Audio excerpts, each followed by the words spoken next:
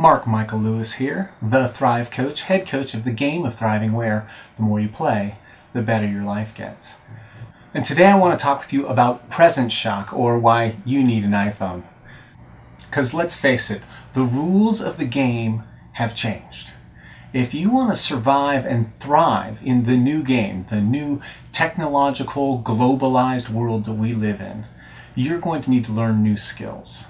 To put it bluntly, the wave of change is becoming a tidal wave, and you have a choice. You can either learn to surf it, or you'll get swept up in it.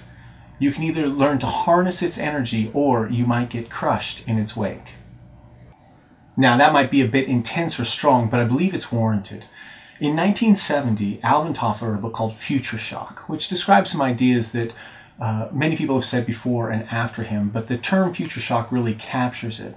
And you could say that it's built on 5 major ideas. First, each new technology that gets created has the capacity to change our life, and often changes it whether we like it or not. Second, adapting to that change can often be stressful, sometimes even destructive and fatal. Third, the more technology that gets created, the more technology breeds further technology at an ever-increasing rate. Fourth, at some point, the rate of technological change will be increasing so quickly that we will be unable to easily adapt to the kinds of changes that are required by the technology. And fifth, that time is coming soon. Now, when he wrote this in the 1970s, that future time was going to be somewhere around the millennium. Well, I'd like to suggest that future shock is now present shock. We have arrived. We are at the point where the rate of change is happening so quickly that many people are unable to keep up with the rate of change and are beginning to fall behind. And more importantly, they're beginning to experience tremendous stress in the face of the change, and perhaps even holding on to old traditions to look for some kind of stability and security in the face of that change. And this presents us with both a tremendous challenge, but also a tremendous opportunity. Each of us is going to have to face the changing reality that we're finding ourselves in. I'd like to suggest that the only winning move in the new game is to learn how to adapt and to adopt the new technologies so that you can learn to ride that wave rather than getting crushed by it. So let's use a classic example from our past so we can study the patterns to learn how we can apply them to our future. In the early 1830s, 1840s, the telegraph was created. And you have to think about what this meant. Up until that time, if you wanted to communicate a simple message across a long distance, it might take weeks or months to communicate the message. With the telegraph, you could communicate it almost real time across vast distances, even across oceans.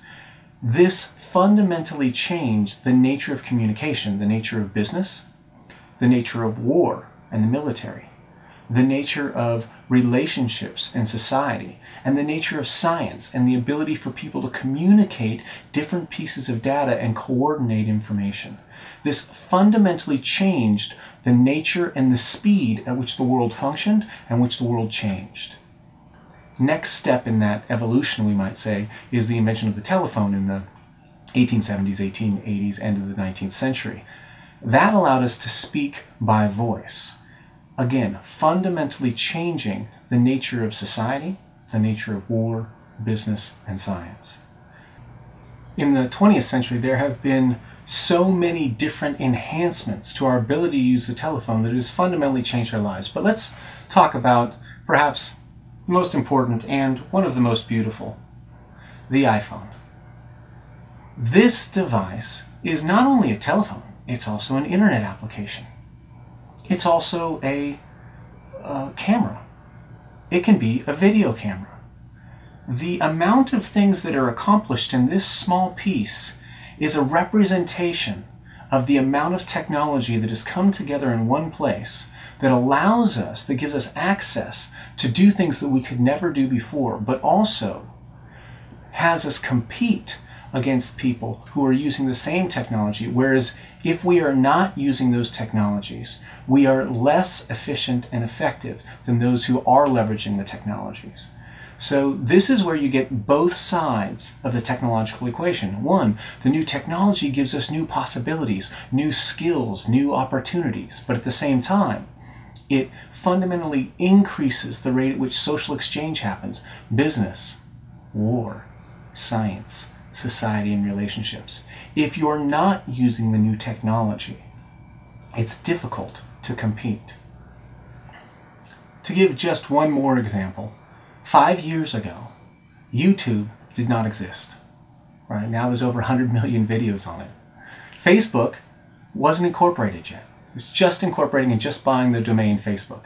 Twitter was still 2 years away.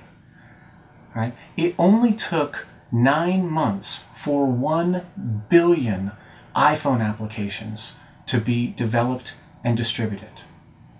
The nature of the game, the nature of the rules have changed. And it's not only that we can do things that we could never do before, and therefore we have to compete in ways we've never competed before, but more importantly, the rate of that change is increasing, and it's increasing exponentially. And that's where it comes back to you and me.